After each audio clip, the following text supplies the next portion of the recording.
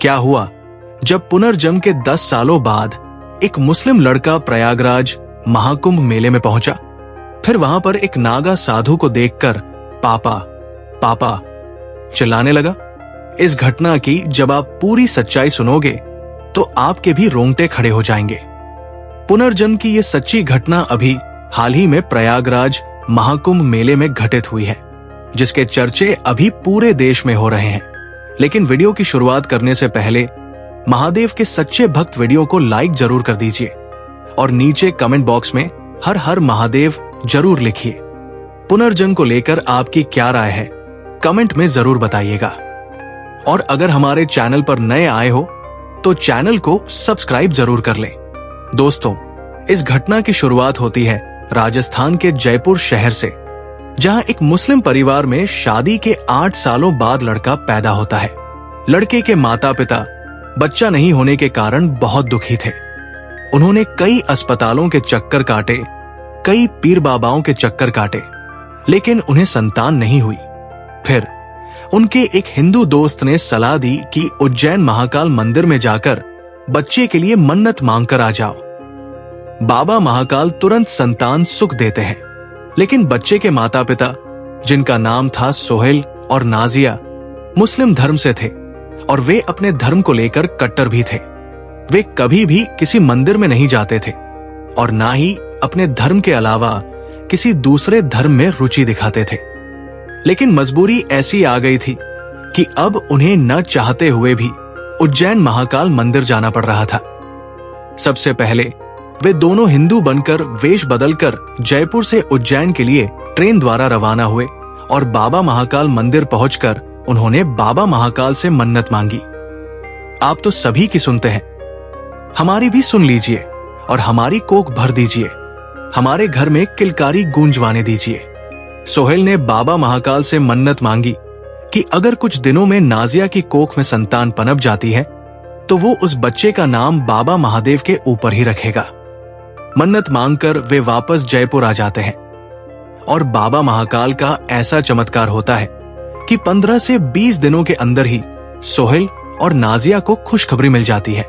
जब नाजिया अपने शौहर यानी अपने पति को यह खुशखबरी देती है तो वो बहुत खुश हो जाता है और दोनों पति पत्नी बाबा महाकाल का शुक्रिया अदा करने लगते हैं। धीरे धीरे 9 महीने गुजरते हैं और नाजिया एक सुंदर बच्चे को जन्म देती है। नाजिया को लड़का होता है। सभी परिवार के लोग शादी के 8 साल बाद लड़का होने पर बहुत खुश थे। सोहेल भी बहुत खुश था और नाजिया भी बहुत खुश थी। लेकिन अब बात आई थी मन्नत पूरी करने की। सोहेल और नाजिया जानते थे कि ये लड़का महादेव बाबा महाकाल की देन है, इसलिए उन्होंने देरी ना करते हुए अपने लड़के का नाम शिवम रख दिया। जब परिवार के लोगों को यह खबर पता चली तो सभी लोग बहुत गुस्सा हुए, लेकिन सोहेल और नाजिया ने उनकी एक नहीं सुनी। वे दोनों माता पिता अपने बच्चे को शिवम कहकर पुकारते थे, लेकिन परिवार के सामने उस बच्चे का एक मुस्लिम नाम रख दिया था। इसके बाद दोनों अपने बच्चे को उज्जैन महाकाल मंदिर ले जाते हैं। वहां पर उस बच्चे को बाबा महाकाल का आशीर्वाद दिलवाते हैं और वापस आ जाते हैं। धीरे धीरे समय आगे बढ़ता है। जब शिवम 2 साल का होता है तो उसमें बदलाव नजर आना शुरू होते हैं। शिवम पैदा होने के बाद से ही थोड़ा सा अलग प्रतीत हुआ करता था। जब वो 2 साल का हुआ तो वो अपने मुंह से नमः शिवाय मंत्र का जाप करने लगा था। उसे किसी ने सिखाया भी नहीं था, फिर भी वो नमः शिवाय मंत्र का जाप करने लगा था। उस परिवार के सभी मुस्लिम लोग हक्का बक्का रह जाते थे और कहते थे, ऐसा कैसे हो सकता है? जरूर इसके माता पिता इसको सिखा रहे होंगे।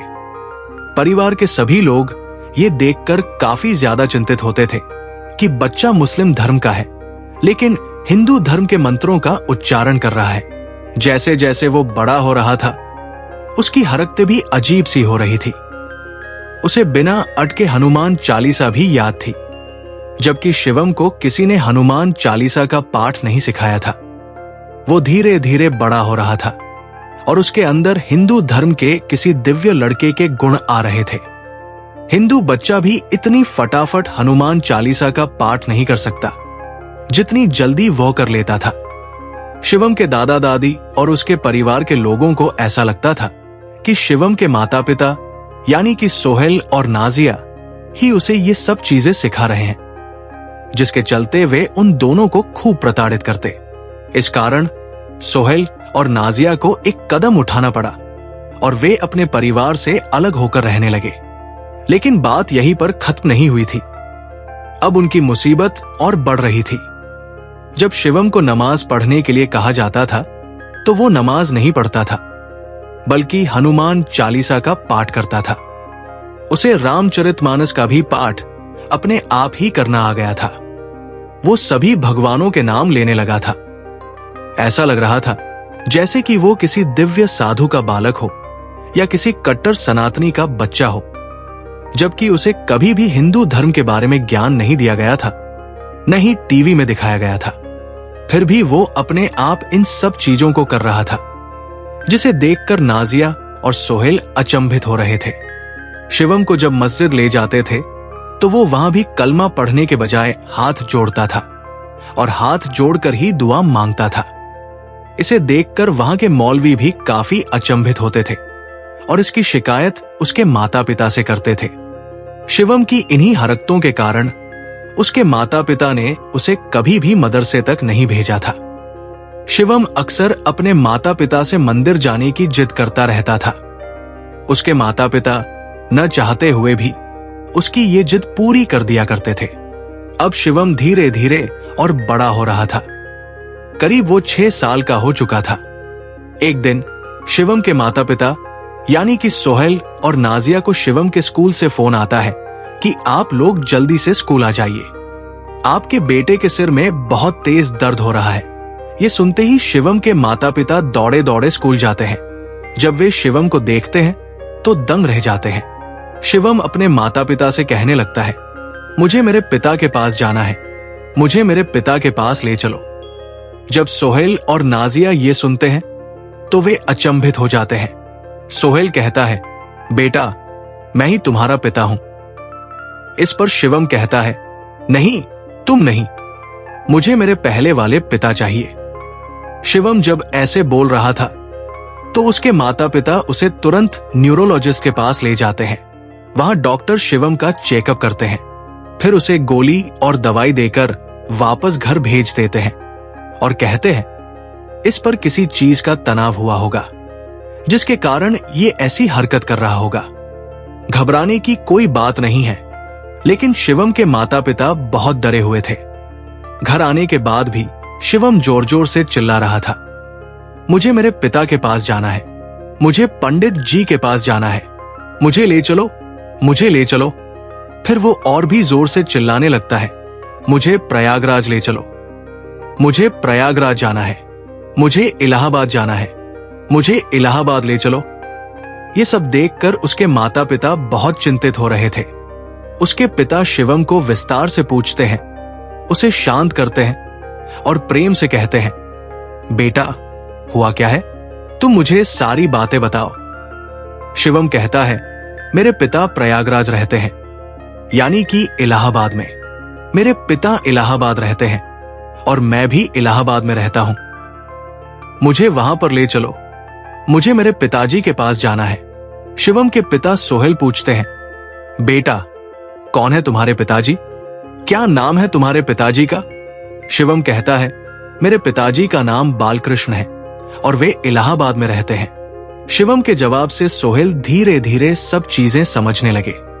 इतने में शिवम कहता है, मुझे इलाहाबाद ले चलो। सोहेल पूछता है, बेटा तुम्हारा नाम क्या है? शिवम कहता है, मेरा नाम माधव है, मुझे प्रयागराज ले चलो। सोहेल कहता है, बेटा तुम्हारे माता पिता तो हम हैं, फिर तुम ऐसा कैसे कह सकते हो? तब शिवम कहता है, मुझे नहीं पता, लेकिन मुझे इलाहाबाद जाना है, मेरे पिताजी के पास, वहां मुझे ले चलो। सोहेल और नाजिया दोनों एक दूसरे से बात करते हैं और सोचते हैं कि अगर वे लोग इलाहाबाद यानी कि प्रयागराज जाते हैं तो इस चीज का हल मिल सकता है। इसलिए वे शिवम की बात मानकर प्रयागराज जाते हैं। वहां पर सदी का सबसे बड़ा महाकुंभ मेला लगा हुआ था। लेकिन फिर भी सोहेल और नाजिया अपने बच्चे शिवम को प्रयागराज ले जाते हैं।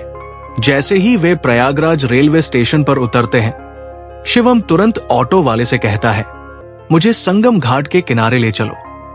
ये देखकर सोहेल और नाजिया काफी हैरान हो जाते हैं, क्योंकि शिवम को तो कभी प्रयागराज में स्थित संगम के बारे में पता ही नहीं था। फिर शिवम को वहां के रास्ते कैसे मालूम थे? शिवम ऑटो में बैठकर अपने माता पिता के साथ संगम के घाट जा रहा था, लेकिन भीड़ के कारण उन्हें रास्ते में ही उतरना पड़ा। उसके पिता ने शिवम को अपनी गोद में उठा लिया। शिवम एक के बाद एक करके सारे रास्ते अपने पिता को बता रहा था। पापा, इधर चलो, इधर चलो। ऐसे करते करते शिवम ने अपने माता पिता को संगम के घाट तक पहुंचा दिया। वही घाट पर कई सैकड़ों टेंट लगे हुए थे। शिवम समझ नहीं पा रहा था, क्योंकि अब प्रयागराज पूरी तरह बदल चुका था कुंभ मेले के कारण। लेकिन शिवम थोड़ा सोच विचार करता है और वहां की जगह ध्यान से देखता है। फिर वो अपने माता पिता को थोड़ी दूर ले जाता है, जहां एक टेंट बंधा हुआ था। शिवम अपने माता पिता को उस टेंट में ले जाता है, जहां एक साधु महात्मा तपस्या कर रहे थे। जैसे ही वे टेंट में जाते हैं, शिवम उन साधु को देखकर चिल्लाने लगता है, पापा, पापा। शिवम झटपट सोहेल की गोद से निकलकर उन साधु के पास चला जाता है। ये देखकर सोहेल और नाजिया अचंभित रह जाते हैं। जब उन साधु की आंखें खुलती है, तो वे शिवम को देखते हैं और कहते हैं, बेटा, तू आ गया। मुझे तेरा ही इंतजार था। मैं जानता था तू एक दिन जरूर आएगा। ये सारी बातें सुनकर सोहेल और नाजिया हैरान रह जाते हैं। वे पूछते हैं, बाबा, ये कैसे हो सकता है? ये रोजाना आपका नाम ले रहा था कि मुझे पापा के पास ले चलो, मुझे पापा के पास ले चलो। वे साधु महात्मा कहते हैं, हाँ, मुझे सब पता है। इस बच्चे का पुनर्जन्म हुआ है। ये महादेव की कृपा से तुम्हारी कोख में आया था। मैं सब जानता हूं। ये बातें सुनकर सोहेल और नाजिया उन बाबा से कहते हैं, बाबा, हमें विस्तार से बताइए। तब वे बाबा सारी जानकारी बताते हैं और कहते हैं, ये बच्चा पहले जन्म में मेरा बेटा माधव था। मैं एक पंडित था और मेरी पत्नी एक पंडिताइन थी। शादी के 8 सालों बाद हमारा बेटा हुआ था, जिसका नाम हमने माधव रखा था। बाबा आगे बताते हैं, माधव शुरू से ही काफी बुद्धिमान था। हमने उसे हिंदू धर्म की गहरी शिक्षा दी थी। उसे हनुमान चालीसा, रामचरितमानस और महाभारत सब याद थे। सोहेल और नाजिया पूछते हैं, आपकी पत्नी कहाँ है और हम कैसे मान ले कि ये सच में पुनर्जन्म है? बाबा विस्तार से बताते हैं, जब माधव 16 साल का था, तब इलाहाबाद में हिंदू मुस्लिम दंगे हुए थे। मेरा घर मुस्लिम मोहल्ले में था। उन दंगों में हमारे घर को जला दिया गया, जिससे मेरी पत्नी की मृत्यु हो गई। मैं माधव को बचाने के लिए भाग रहा था, लेकिन दंगाइयों ने उसे मुझसे छीन लिया और लाठी डंडों से पीटकर मार डाला। इसके बाद मैंने संन्यास ले लिया और यही संगम के घाट पर आकर तपस्या करने लगा। फिर शिवम भी कहता है, हाँ, मुझे भी अब धीरे धीरे चीजें याद आ रही है। शिवम और बाबा गले लगते हैं। बाबा कहते हैं, बेटा, ये तुम्हारा नया जन्म है। अब तुम्हारे माता पिता यही है। जाओ, अपने जीवन में आगे बढ़ो। इसके बाद शिवम अपने माता पिता के साथ घर लौट आता है।